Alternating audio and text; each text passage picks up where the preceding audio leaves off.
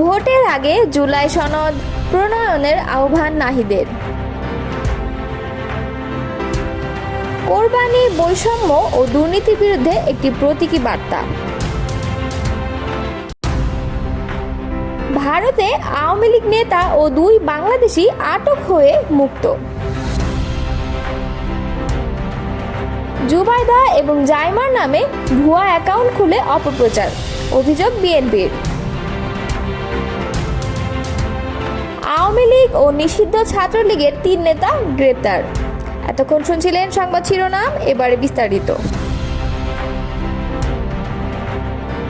জাতীয় নাগরিক পার্টির আহ্বায়ক নাহিদ ইসলাম বলেছেন, জাতীয় নাগরিক পার্টি দৃঢ়ভাবে বিশ্বাস করে একটি টেকসই গণতান্ত্রিক পথ কেবলমাত্র জন আকাঙ্ক্ষা ও কাঠামোগত সংস্কারের উপর ভিত্তি করে প্রতিষ্ঠিত হতে পারে।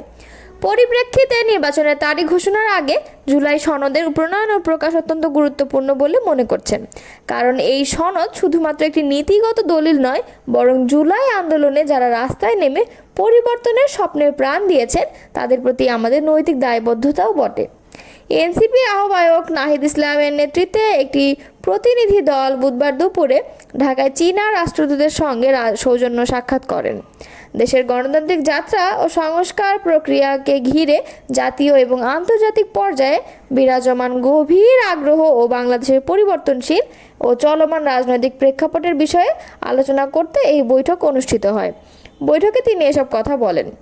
নাহিদ ইসলাম উল্লেখ করেছেন, এই জুলাই সনদ জুলাই আন্দোলনের নির্বাচন সংস্কার, বিচার বিভাগের স্বাধীনতা এবং অন্তর্ভুক্তিমূলক রাজনৈতিক অংশগ্রহণের একটি সুস্পষ্ট ভিত্তি স্থাপন করবে এবং ভবিষ্যৎ রাজনীতির পথ প্রদর্শক হিসাবে কাজ করবে। তিনি আরও বলেন, বাংলাদেশ এখন একটি গুরুত্বপূর্ণ সন্ধিক্ষণে অবস্থান করছে। পবিত্র ঈদুল আজহা উপলক্ষে দেশবাসী, প্রবাসী মুসলমান এবং বিশ্ব মুসলিম উম্মাহকে আন্তরিক শুভেচ্ছা ও ঈদ মোবারকবাদ জানিয়েছেন আন্তর্জাতিক মজলিসে তাহফুজে খতমে নবুয়ত বাংলাদেশের মহাসচিব মাওলানা মহিউদ্দিন রব্বানী। বৃহস্পতিবার এক শুভেচ্ছা বার্তায় তিনি বলেন, ঈদুল আজহা আমাদের ত্যাগ, আনুগত্য, তাকওয়া এবং খাঁটি ঈমানের অমূল্য শিক্ষা দেয়। হজরত ইব্রাহিম আলাইহিসসালাম এবং ইসমাইল আলাইহিসসালামের কোরবানির ঘটনা মুসলিম উম্মাহের জন্য এক অনন্য উজ্জ্বল দৃষ্টান্ত, যা আত্মসমর্পণের মাধ্যমে আল্লাহর নির্দেশের প্রতি সর্বোচ্চ আনুগত্য বজায় রাখার মহান চেতনায় উদ্বুদ্ধ করে।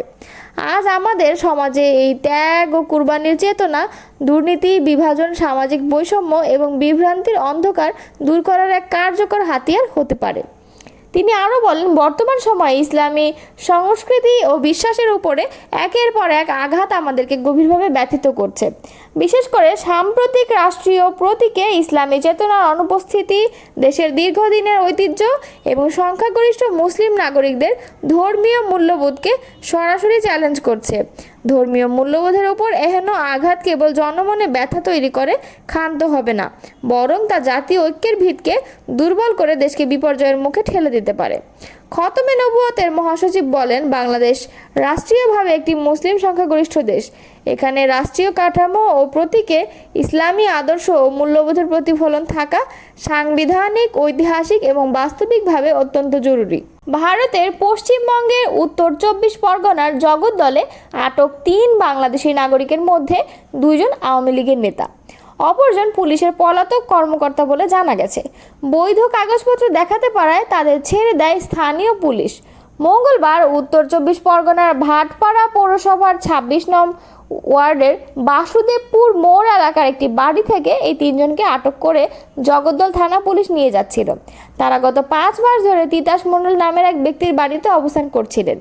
গোপন সূত্রে খবর পেয়ে অভিযান চালিয়ে পুলিশ তাদের থানায় নিয়ে যায় এবং জিজ্ঞাসাবাদ করে। পরে তাদের বৈধ পাসপোর্ট ও ভিসা থাকায় 3 জনকেই বিকেলে ছেড়ে দেওয়া হয়। আটক ব্যক্তিরা হলেন স্বেচ্ছাসেবক লীগের যুগ্ম সাধারণ সম্পাদক খায়রুল ইসলাম জুয়েল, আওয়ামী লীগ নেতা আশরাফুর রহমান এবং পলাতক পুলিশ সুপার হাসান আরাফাত আবিদ। তিতাস মণ্ডলের বাড়িতে পেইং গেস্ট হিসেবে থাকা যাদবপুর বিশ্ববিদ্যালয়ের শিক্ষার্থী অনিরুদ্ধ বিশ্বাস বলেন, 3 জনই তিতাস মণ্ডলের পরিচিত। তারা পাসপোর্ট ও ভিসা নিয়ে বৈধভাবে ভারতে এসেছেন। বাংলাদেশের বর্তমান রাজনৈতিক পরিস্থিতির কারণে প্রাণ বাঁচাতে ভারতে আসেন তারা। বিএনপির ভারপ্রাপ্ত চেয়ারম্যান তারেক রহমানের স্ত্রী জুবাইদা রহমান এবং মেয়ে জাইমা রহমানের নামে ফেসবুকে ভুয়া আইডি খুলে অপপ্রচার চালানো হচ্ছে বলেছে বিএনপি।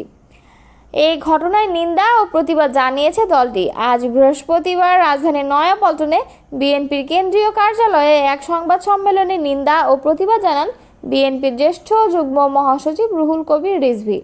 বিএনপি বলেছে, ভুয়া অ্যাকাউন্ট থেকে অসত্য ও বানোয়াট পোস্ট, মন্তব্য এবং আর্টিফিশিয়াল ইন্টেলিজেন্সের মাধ্যমে তাদের ছবি ব্যবহার করে নানা ধরনের ভিডিও বানিয়ে সেসব সামাজিক যোগাযোগ মাধ্যমে প্রচার করা হচ্ছে। এ ধরনের অপরাধের সঙ্গে জড়িত ব্যক্তিদের আইনের আওতায় আনতে আইন শৃঙ্খলা রক্ষাকারী বাহিনীর প্রতি আহ্বান জানিয়েছেন বিএনপি।